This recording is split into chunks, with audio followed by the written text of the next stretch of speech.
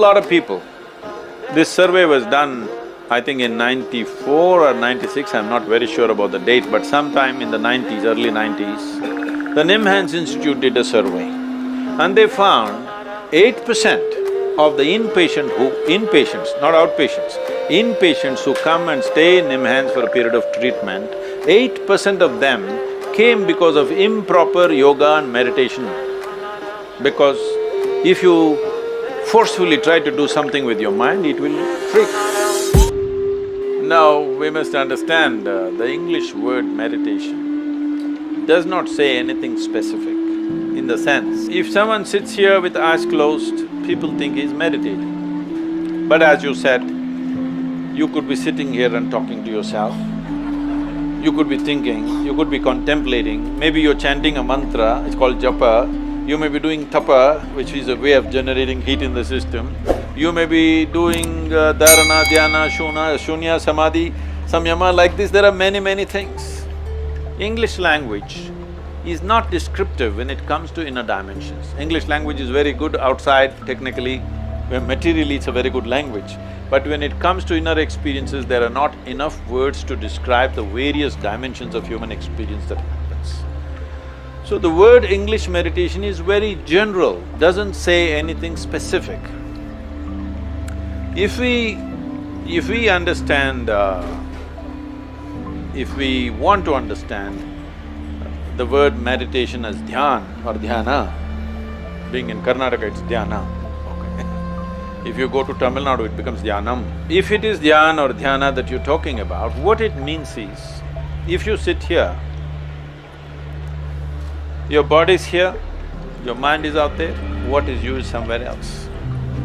That means there is a little distance between you and your body, between you and your mind. Once there is little distance between you and your body and your mind, suddenly everything is crystal clear. What you think is so complicated is very simple. It's just like, right now I came through… what a city you created, huh? This dimension of what you call as meditation is essentially a little distance. So you're in the traffic, how bad it is. Suppose you took off in an airplane or a balloon, hot air balloon or something, you look down, this stuck-up traffic looks quite nice. Really. In the night especially, it looks quite nice when the traffic is jammed up. Have you seen this from the airplanes? But when you're in it, it's a totally different affair. When you're in it, the way you suffer it is one thing. Once there is distance, is a totally different affair. See, for example, this planet is round, though Bangalore people think it's flat. So, forever we argued, we would have continued to argue, because if you walk up and down this floor, you can feel it's flat, of course. But we started flying, we looked down, clearly it was round. Then we went and stood on the moon and looked down, 100% it is round, no argument anymore.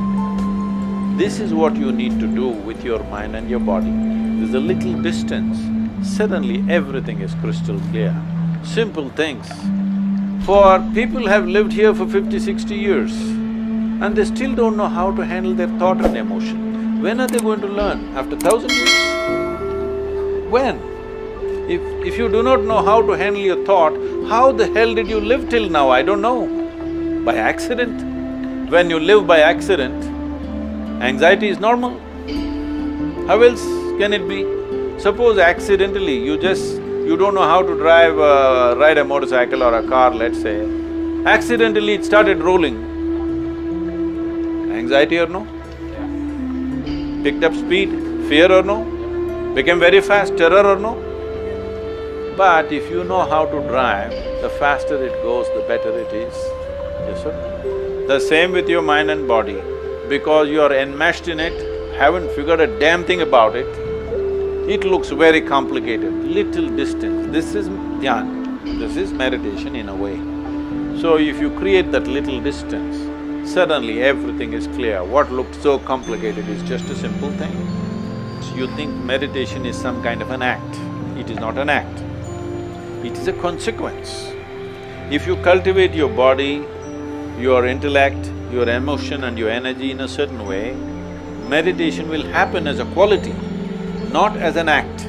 People are doing 10 minutes meditation, they will freak themselves after some time, for sure. A whole lot of people.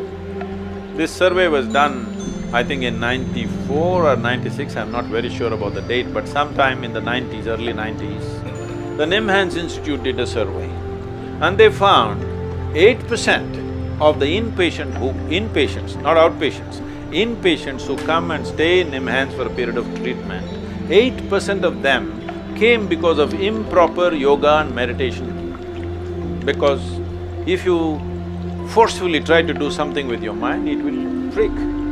It's very important when you have been given… Do you agree with me, this human mechanism is the most sophisticated machine on this planet? Do you agree with me? Have you read the user's manual? Then how? Then how do you use it? Just by accident? So just few tips of not doing this mistake. How to go about it? See, it is these tidbits which have destroyed people. The reason why spiritual process has become a ridiculous circus, I'm saying this consciously, it's become a circus because everybody is trying to do it on the street side. On the street side, they want to teach Gita. Krishna waited for many years. Arjuna and Krishna, you have Arjuna board. Arjuna and Krishna were intimate, they know each other so well. But Krishna waited till the last moment where there's an extreme situation where Arjuna's mind is being crushed. He waits for that moment to give the teaching. But all kinds of idiots are reading it on the street corner without creating any situation. Nobody knows what the hell it is, simply words and words and words. As you said, when you listen to it, suddenly you find you have to shut down everything and listen because as simple as it is, you don't get it. Because it is not its complex, but the simplicity is a problem for the human intellect.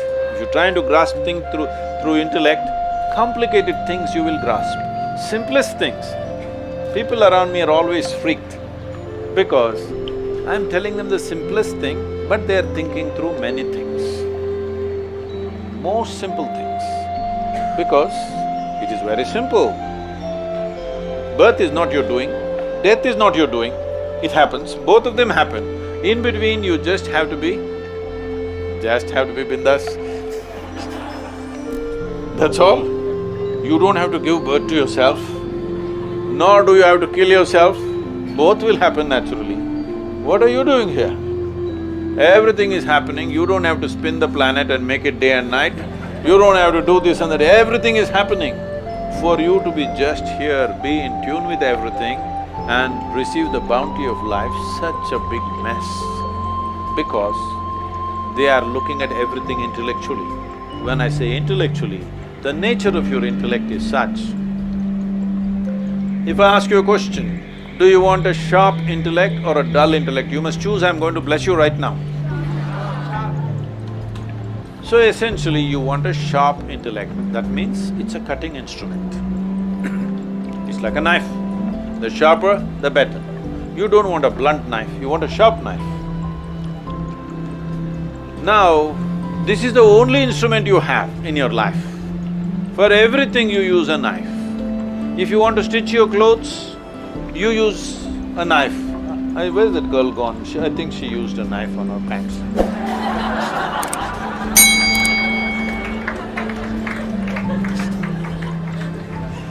If you use your knife to stitch, you will leave it in tatters, isn't it? That's all you're doing to your life, that is all. You are just leaving it in tatters simply because you're using a knife to handle everything.